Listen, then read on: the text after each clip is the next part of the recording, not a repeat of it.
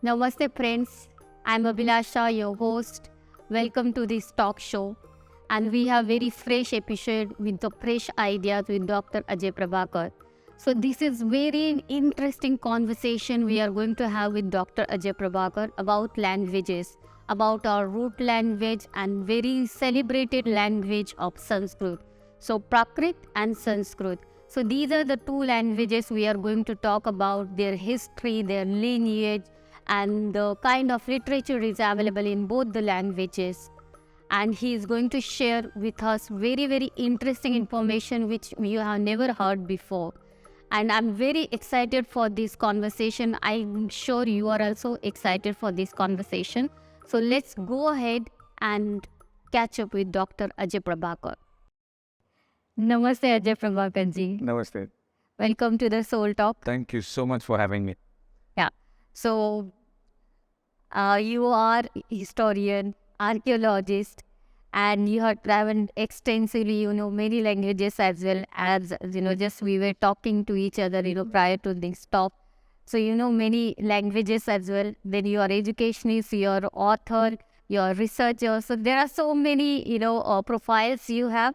But still today what we are going to talk about, something related to history of the languages. Right. So we'll be talking about Sanskrit and Prakrit both together. Absolutely. So Sanskrit is more closer to the yoga people because we have Sanskrit mantras, and then we do have, of course, if you consider the whole India, we have Vedas and we have Mahabharata. Absolutely. We have Ramayana. So we have many things, that is our, we know about Sanskrit. Of course, Prakrit, I know very little bit.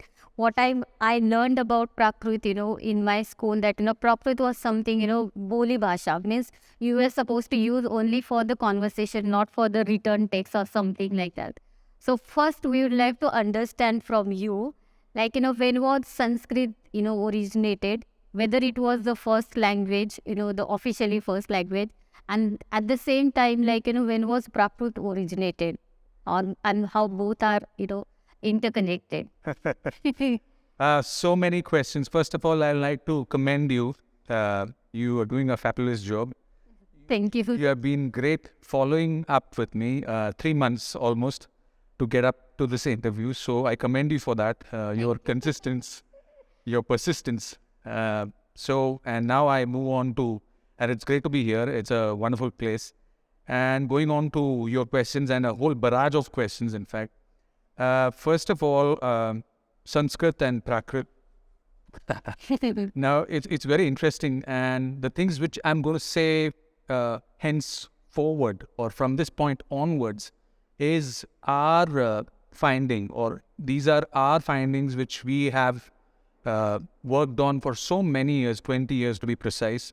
Okay. So we started our work approximately around that 2001, 2002.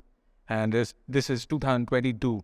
So, so many years of research, and how it started was we had some monoliths back in Africa, Nigeria to be specific, and these monoliths had writings on it. First we thought it was some kind of, drawings, but we then saw closely that they were being repeated, and they had a pattern. So which is also a precursor to a language. So that is when we started, accumulating these images.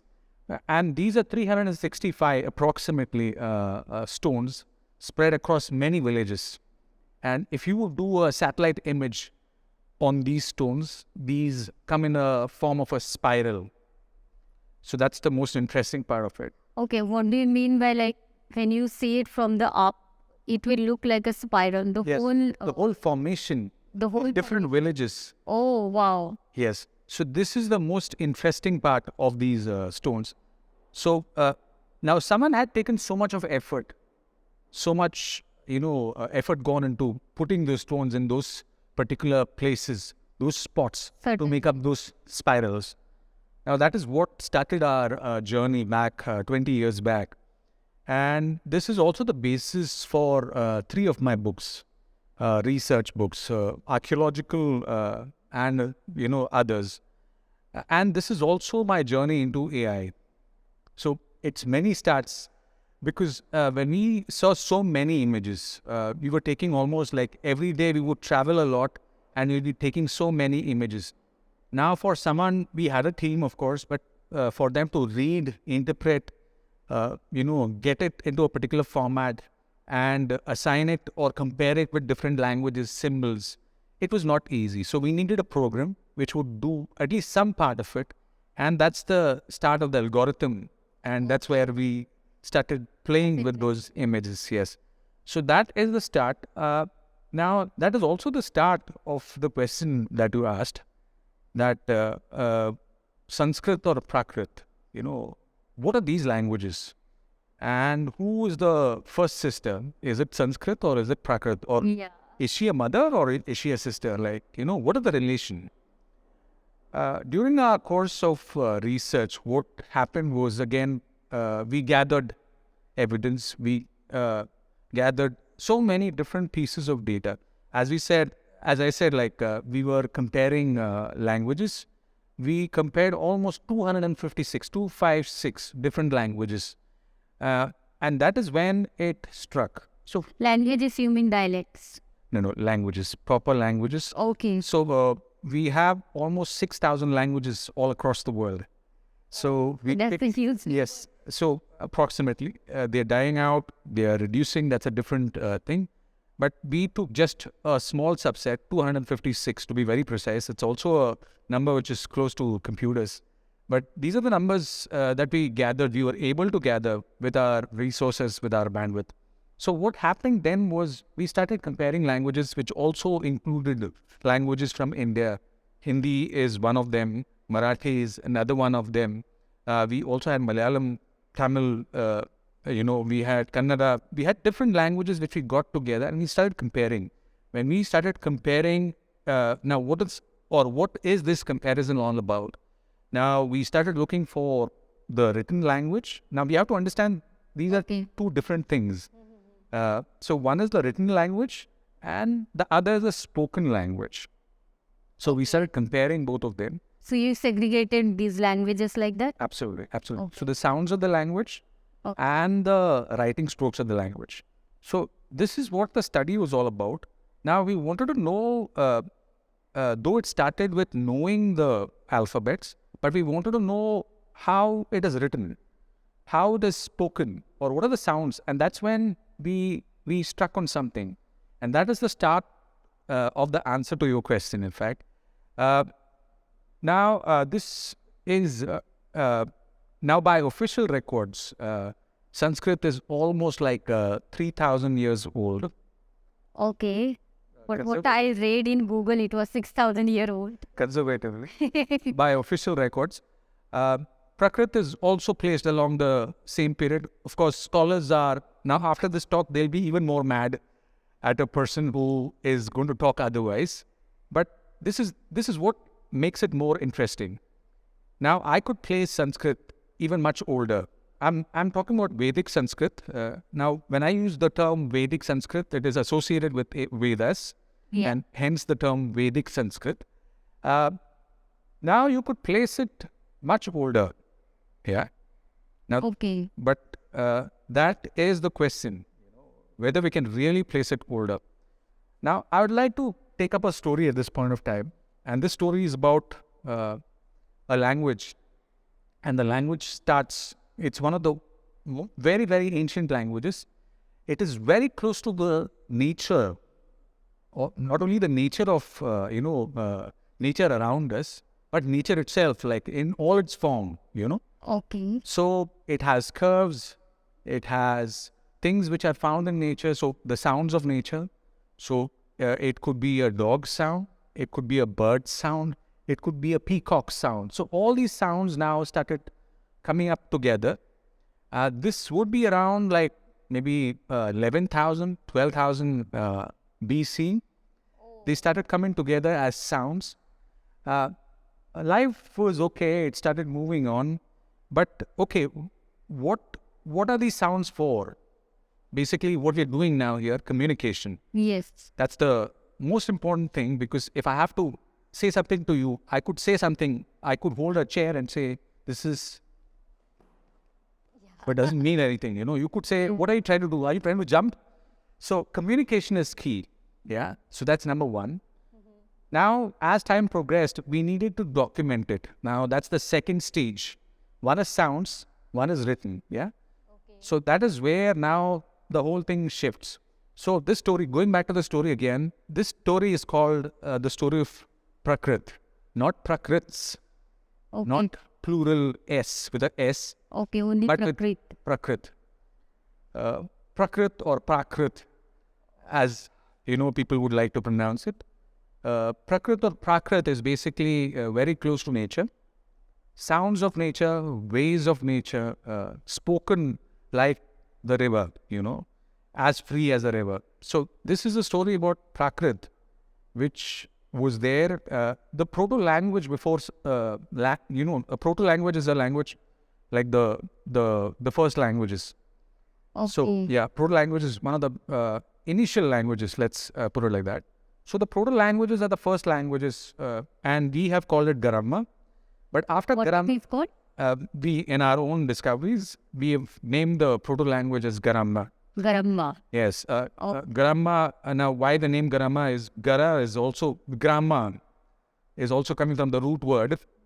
So that's the reason why I'll not go into that discussion. That is a discussion for another. Yeah, the words sound very different. That's why I wanted to understand. Yes. The mother of language. Okay. Amma is also, mother in many languages. Okay. So, and it's also one of the first words that a child comes out with. Prakrit is also about sounds which are made first. It could be from a child, ma, pa. So if you would see in all languages, ma and pa are the ones which are associated with the mother and the father. So that's a natural progression. Yeah, in English as well now. Fine, Mother, Papa. papa, Yeah. So again, so this is the natural progression Very of a language. interesting, right? Thank you. So that's the natural progression of language. So Prakrit, I'm just trying to give you examples of what constituted the first language. So from Garamma we had Prakrit. Now Prakrit, now again this is where the dispute starts. Now I'm sure many of them are pulling hair to know, how can you say that? Yeah. Is Sanskrit not the first language? Now I have to really, go away from the track. Search for the backup, right? Here. Yes, absolutely. So now we have Prakrit, which was a language which was spoken for many thousands of years. And that is when a body, a think tank, or a group of people said, this language, and as the nature of language, if you would go 50 kilometers away from this place, you would see that another language or a variation of another language has come up. Go outside Maharashtra, you have another Hindi. Go outside of maybe Bengal or Tamil Nadu or Kerala, you have another Hindi, So within Hindi, there are so many Hindis. So the nature of language is to change. It changes. It takes in, new elements. It discards the elements which are not useful. So that's the nature of language. And that was a case which was happening so many years. Now, how many years? Maybe 8,000 years. Maybe 9,000 years. Around that. Yes. Now, this is huge time. Yes, this is a huge time block. Of course, this cannot be proved. We cannot say that this is ultimately the time span that we're looking. That's the reason why It's approximately. Approximately, yes. That's the reason why when archaeologists come up with a time span, it's generally in hundreds or thousands of years. Because we can't pinpoint and say this is the actual number that we're really looking at.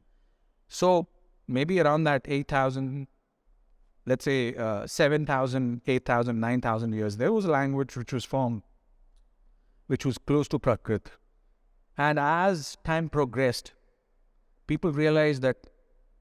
And also another thing before I go ahead, I should say that the India that we are looking at today is not geographically different. Geographically, we are looking at a geographic area right from maybe the west, going on to the east of Africa, right across to the Middle East. Africa, you are saying? Yes.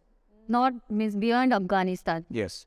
So going on, coming on from east, west of Africa, on to Middle East, on to India, of course, passing on to Afghanistan, Pakistan, India, going on all the way maybe to China, not maybe, to China, to Java. I was saying this particular complete part was India. Yes. Bharat, Yes. they called it at that time. So at least it was having one culture. I'm not talking about religion. I'm not talking about a mindset. I'm talking about a culture.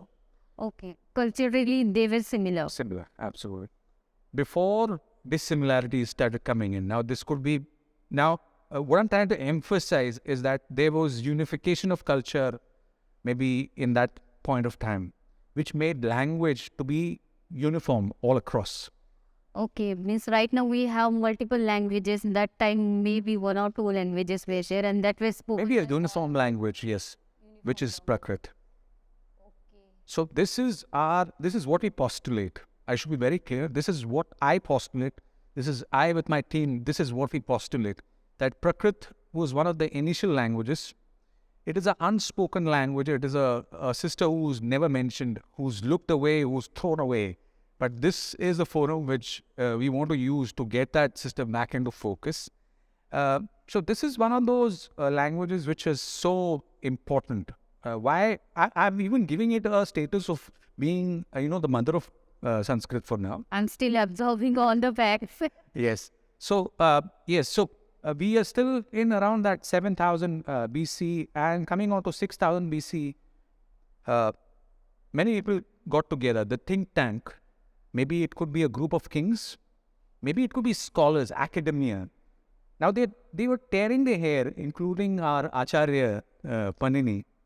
Okay. They were tearing their, before him we had Yaskacharya, Okay. who had already started with a group of scholars who had started their work. So before Panini, Yaskacharya. Eskacharya, I never heard his name. Yes. So this is a So he mentions a group. So there were about 5 or 6 of acharyas who had already started the work prior to Panini. prior to Panini. Panini is definitely known. Acharya Panini is definitely Yeah, known. because he's mostly known and he is considered as a milestone. Yes. In, But his summation is a collation of all the works before him. So now what is Sanskrit? From Prakriti comes Prakrit. yeah. From Sanskriti or refinedness, when you churn the Prakrit language, we get Sanskrit language, which is refined language, which is more polished language, which is having in its gene mathematics. Mathematics is the DNA of the language which we know today Sanskrit. as Sanskrit. So this is the amazing, thing that we have Sanskrit. Absolutely fantastic. It is. Means So- to know this, that how Sanskrit has born, actually. So Sanskrit was definitely, because now what is so special again, and how do you say that now the pain point that whether Acharya, Panini or Yaskacharya, they were trying to address is that the language was all the time changing. People couldn't make sense. 100 years later, they would say, what is this word? Maybe he made a mistake. Maybe how students say, and it is documented. It is documented in our Sanskrit, one of the books, that my teacher did not teach me well.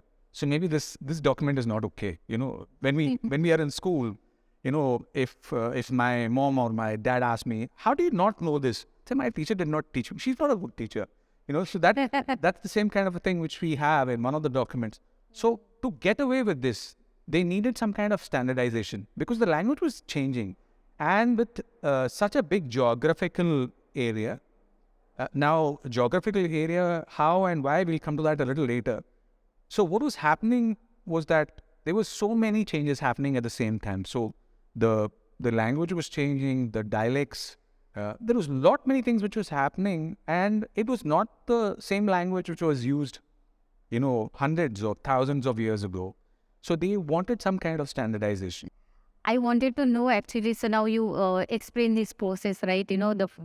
How Sanskrit was derived from Prakrit, that the particular process, when exactly it started. It was started around 6,000 BC, right? No. Now we have to understand that, whether it is Acharya Panini, or Acharya Yaskacharya. Mm-hmm. So again, and I should say that today's talk we'll stick only to India, and so I'll be talking only about India because generally, people say like I'm always going out of the country. So today's before we go ahead, I just thought I'll make this very clear that we'll stick to only India today. And the idea is that before these acharyas, so when we talk about these acharyas, they started their work. We have documented evidence, maybe 1000 BC is the best we have. We don't have any. I work with a lot of old documents. Yeah. Now the challenge with old documents is that our kind of environment. When I say climate, the climate doesn't. It's not the best for documenting or preservation of documents. So this is one challenge which we have always faced. So this is something which did not allow a lot of documents to survive. So when we are talking about all these acharyas, so whether it is Ashtadhyayi from Panini, Acharya Panini, Okay. or whether it is Chandas Shastra by Acharya Pingala. So now all of these documents, they are so precise. Chandas Shastra, that's again another segment altogether. I'll just get lost.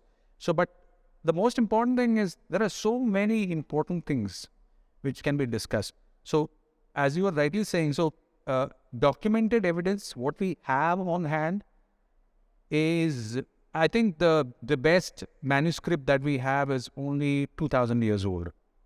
Okay, not the BC one. Yes, absolutely.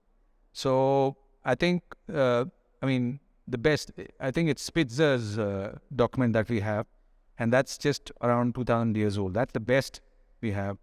But what about these Vedas and all the ancient sciences? Yes. So how can we arrive and assume that, okay, you don't even have... that way Prakrit has more evidence because Ashoka's edicts, whether it is cave writings or whether it is...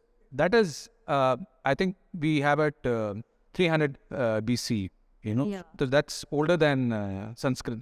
Like as in evidential... as per the evidential basis. So we have like documents or at least edicts which are evidence, and that way Prakrit is there like much before. Of course, we have, I know you are covering that too, like, so that is another thing which we talk about. So the evidence, as far as evidence is concerned, as for Sanskrit proper in India, it's the Spitzer's document, and then we have Spitzer's manuscript, or we have the edicts of Ashoka, which is in Prakrit, Brahmi script, but Prakrit. That's a question. Yeah. That's a question. Yes. So, I know what you're thinking. I think what you want to ask is basically what is the script then? And Brahmi script... You said Brahmi script was there. Absolutely. Okay, and then... Yes. So, what is the difference? Yeah. So, now let's say if you want to text me Hindi in English, can you do that? Yes, certainly we can. Like, let's say if I want to ask you, kaise ho? So I can type in KAISEHO, but it's not English. It's Hindi, like that. Okay, I got it. So I can have, that's the reason why it's very important that the written document is different from the language itself. Spoken language or language itself is very different from the script.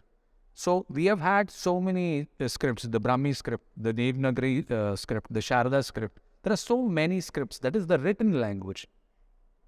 No, I had a notion that, all the kings, like, the kings which we know in India, they must be using Sanskrit, actually. I had that notion on the side. But Ashoka used Prakrit. And he is a big name. Of course, yes. Our emblem, our flag. Yeah, everything is by genes. Yes. So this is one part of history which we don't know about. So Prakrit is so strong. And there are so many documents which were written in Prakrit. Yet many people today, when they call me, they write to me, was Prakrit even a language? They write to me. And I just say, maybe we'll talk a little later, because there's so much to discuss. And that's the reason why I always felt, and that's the reason why I had the passion for this segment, for this discussion that we are having, because Prakrit is a language which is so much there. And it is actually the mother of so many languages, including Marathi, which is spoken here. So we had Maharashtri, which is the mother of Marathi, which is ancient Marathi, and then Marathi for today. So it's so exciting. Yeah, this state name Maharashtra might have come from Maharashtra. Absolutely. It might. I don't have evidence. I don't know for sure, but it is a possibility. It is a possibility because I don't see any what we learn in the history. There is no mention of Maharashtra, but how Maharashtra has formed them. Maharashtra, the name, whether it came from the language, Maharashtri is the Prakrit. Prakrit. Now today, Prakrit has become Prakrits with a S. Yeah. So one of the Prakrits is Maharashtri.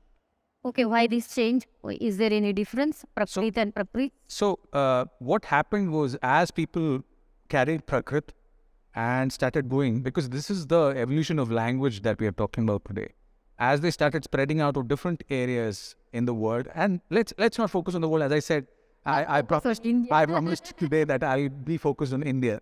So what happened was, as people started, going to different parts, even in India, they carried the language, but local dialects, the local sounds, even the local eating habits, everything changed because what we are or what we speak is also what we are, So all these influences, even foreign influences, let's say traders who came by from maybe any part of the Arab world, from Africa, So when these traders or entertainers, media has always had a very big influence on languages.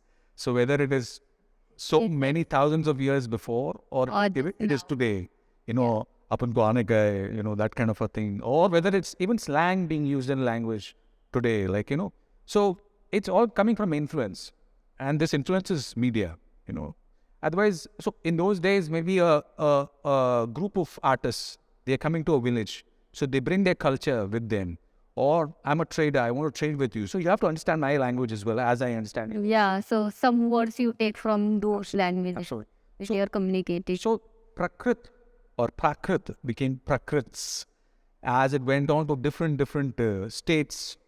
Those times it was not state, it was kingdoms. So as it went on to different influences, different kingdoms, it took on its natural, surroundings, its people, its influences, its gods, its, culture, its traditions.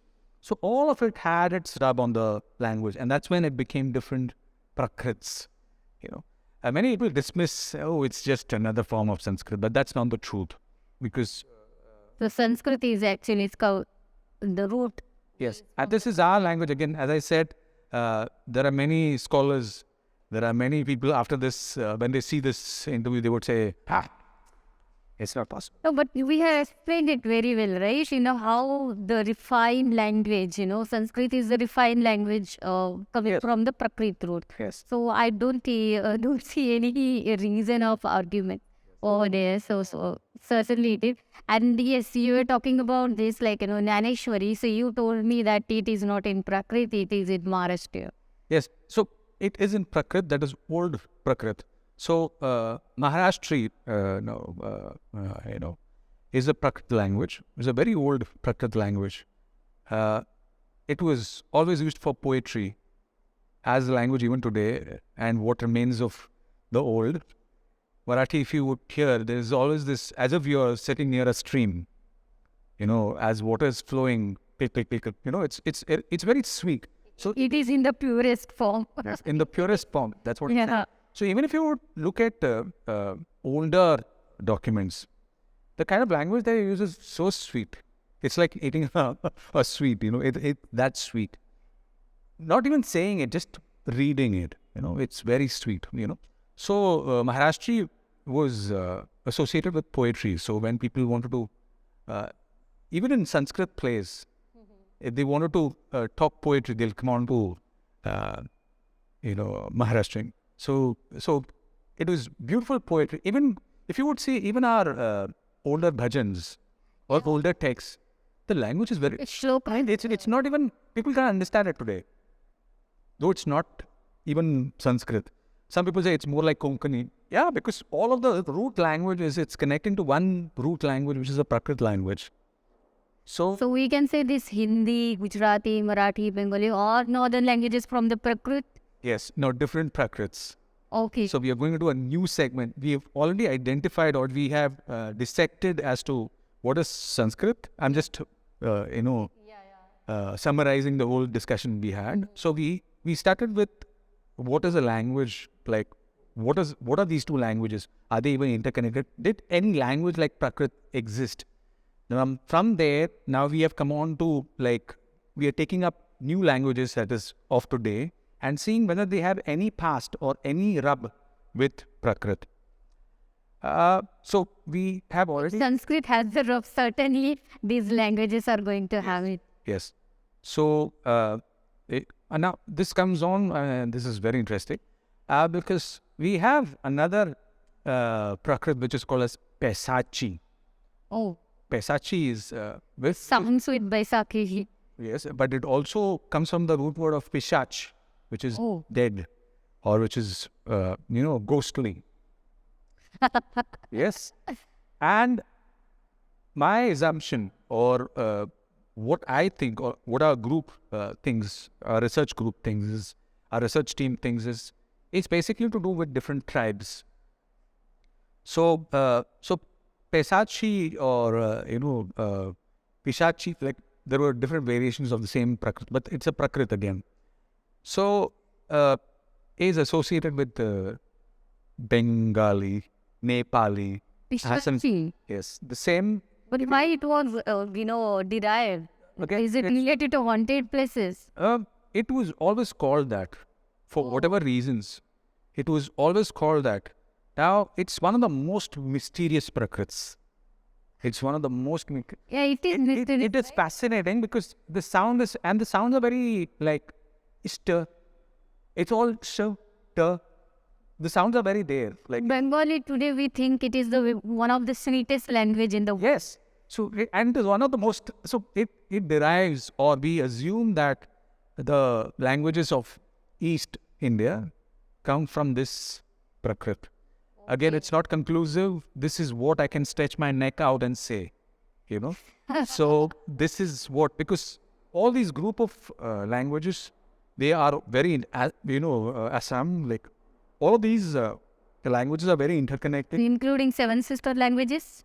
Or they will fall in different family? It'll be different families. Again, languages which go on to China, even there, they will be closer to Mandarin there. Yes.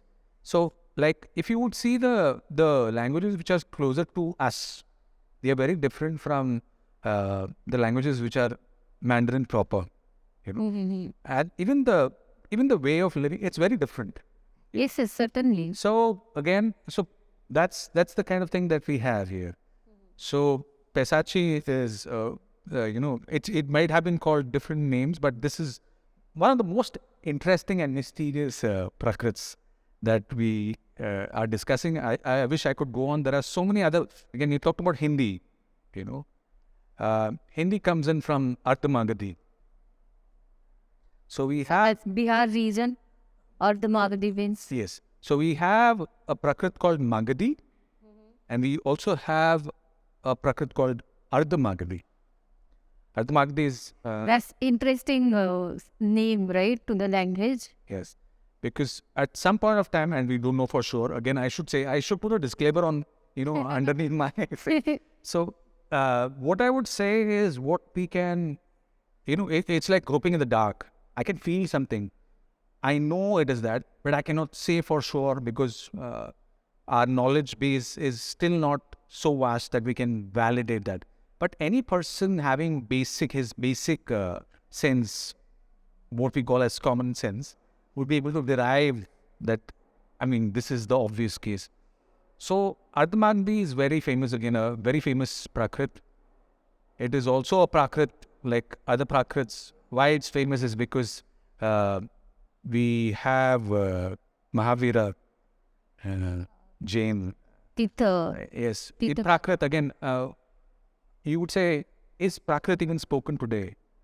Our Navkar mantra, Om Namo Arihantaram, Om Namo. So these are in Prakrit? Is in Prakrit. Oh.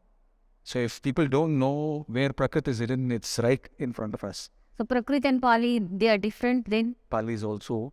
Prakrit. Okay, because what Buddha has said that was in Pali.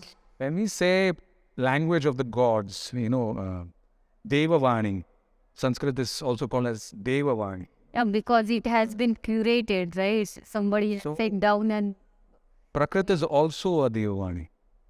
Yeah, because it is coming on through Mahavira, through Buddha. So it is... Hitopadesh, Panchatantra, Prakrit. Oh. All the agam. There's so much, I'm getting to know, like... Of course, I know, like, these are the things, like, said by Buddha, said by Mahavira, but they are in Prakrit, that I didn't know it. And all the so many people will be there. All the agam documents, again, our Jain brothers would know it. They are very special, very close to their heart. So even a child knows Prakrit in the Jain Sampradaya, as they call it. Even a child knows Prakrit because they start with this mantra. This is their mool mantra. So we are actually saying not Sanskrit, Prakrit. So that is the language they start with. And it was always a tradition that when they do their discourses, they'll have their Pandulipi and then they'll have the modern book. So the Pandulipi will be there in display. So for that, any person who is curious, any child... How these documents of Pandulipi, Brahmalipi? Pandulipi is basically like handwritten documents, older documents. So if you're talking about documents today, Prakrit documents, we have almost 6, I may be absolutely incorrect. The numbers could be much more, but at least as per my knowledge, it's 64,000 handwritten palm leaf or otherwise documents which are available in Karnataka, Shamanabelagola, in Delhi. So these are all preserved. These should be actually the tourist center. Thank you. We should start with making... Karnataka Shravan you said. There is... We also have in Delhi. Yeah, so there's a huge statue. Okay. So that is the place. It's very close to the place. So they have a place where they teach Prakrit. We have, Prakrit courses which people take up. They want to... Over there. Yes. So similarly in Delhi also, yes. So it's promoting the language, which is the older language. As much as... So I always say, as much as Sanskrit is very important, I would always say that Sanskrit is being lost. Sanskrit is being lost. We should not lose Prakrit as we are losing Prakriti. So again, True. So all these are being We lost. shouldn't be losing Prakriti as well and Prakrit as well. Yes. So this is something which I would tell everyone who's watching this interview, that we should not go away from Prakrit or Prakriti. Sanskrit is also very important. But now, if we would, so those are the areas or those are the places where we still have Prakrit being studied. So Mahavira, as I said, the Agam documents as to how celibacy vows or even how to do certain things is very detailed. It's mentioned in a very detailed manner in all of these documents, and all of them are in Prakrit, not Sanskrit. So again, it is one of the very glorious languages. So that's Prakrit for you. Again, not to say that Sanskrit, this is not, we should also understand that this is not about putting down Sanskrit and getting just Certainly not. Sanskrit can... This is part of us, right? Prakriti is part of us, Sanskrit is part of... Yes, it's like a family. We just don't talk about the father alone. Yeah. We also talk about the mother. We also talk about siblings. So everyone, and this is so much of a language which has been part of us. As much as Sanskrit was part of the academia, Yes. people who learned, who put things together, who were very refined in their thoughts. Prakrit was the language of the hearts. Prakrit was the language of poetry. Prakrit was the language of plays. Prakrit was language of so many, wonderful works, that we have. So it's amazing. We cannot write of Prakrit. No, and of course, Sanskrit I love. It doesn't mean like, people should stop loving Sanskrit. Then only you can love Prakrit. So you can love both the language at equally, equal intensity. It is not necessary that like that. So we are not comparing here. Right. It is just we are understanding the root of ours. Absolutely. So I just want to come to the history part. Okay, so this Indo-European family, I have, read everywhere in my Google search Yes. that Sanskrit is coming from Indo-European family, Prakrit is coming from Indo-European family. So it is just because of that geographical thing, or there is something more? Now, again, with all due respect to all the people who are researching, it's time we shook the tree. As in me, I mean, it's really, many of the languages, at least, again, with our work, and I'm sure many of the people who are really doing amazing work. When you say our work, you are saying you have done your private work. Yes. So when we studied our languages, 256, we saw that it's not necessary that a pattern of sound Yes. follows a branch. Yeah. It's not necessary that, because many of our languages, or the languages that we worked on in Africa, were found in Celtic languages, Ireland, Europe, Americas, Brazil, So it doesn't make sense. So we need to, I'm not saying the entire tree is incorrect, but there are certain branches which don't fit or which needs to be, reworked. And that's a necessity. We need to relook. It's time is past that we are so complacent, I feel, as researchers, assuming things that are given on our table and working with it, that we need to look back. Again, many of my colleagues will now start shaking in their chairs. But yes, it's time that we need to relook the tree completely. We need to relook the sounds. We need to relook the ideas that we have been okay with so many thousands of years. We need to really see whether what is given or served in front of us is okay, or the food needs to be cooked again.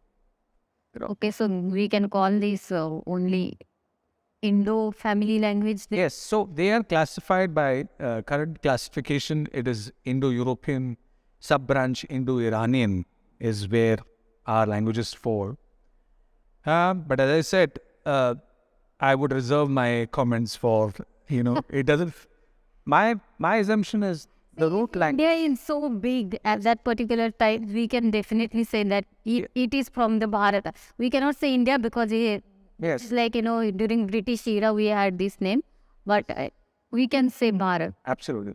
So, this concept of Bharata, the culture of Bharata, is basically like having all of this, as its root. Language is one of them. So we cannot say it is under this branch just because you find it in Iran and India. It doesn't work like that, So I believe that it is much before the language which we're talking about, whether it's Sanskrit or Proto-Sanskrit or even Proto-Prakrit for that matter. It's much before.